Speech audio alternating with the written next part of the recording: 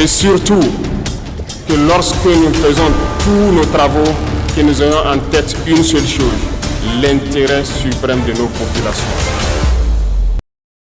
Face au président de la transition, les ministres de la Confédération des États du Sahel sont en charge de la défense, de la sécurité, de la coopération et du développement.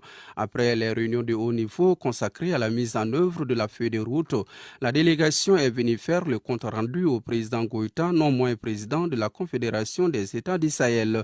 À l'évaluation, les ministres s'expriment avec satisfaction sur les projets réalisés. Les travaux se sont bien passés. Nous sommes aboutis à de bonnes conclusions. Que nous sommes venus présenter à son Excellence, le président Assimi Goïta ce matin. Et nous avons reçu aussi des orientations. Et la quintessence des orientations, c'est qu'il faut qu'on aille vite, qu'on soit pratique et pragmatique pour que ça ne soit pas des mots.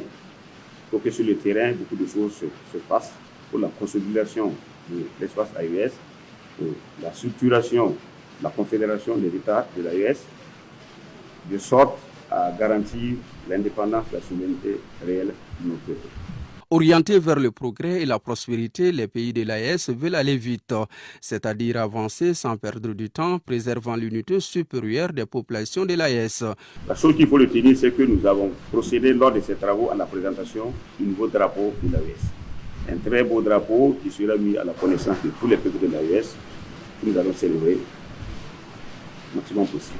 D'ici les semaines à venir, les mois à venir, c'est de se réunir en commission avec les membres, enfin avec les pays de la CEDEAO, pour arriver rapidement à des négociations et tirer des conclusions pour la poursuite de la consolidation de notre espace AES de la Confédération des pays AES et de mettre en pratique beaucoup de mesures pour arriver à des résultats probants.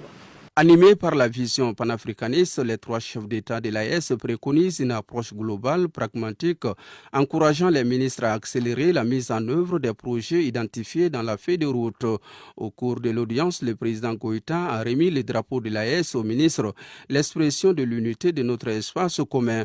En forme rectangulaire avec un fond vert comportant en son centre le logo de l'AES, ces drapeaux symbolisent à la fois l'espoir et la prospérité, la renaissance et le renouveau. Symbole de notre unité, il flotte désormais aux yeux du monde.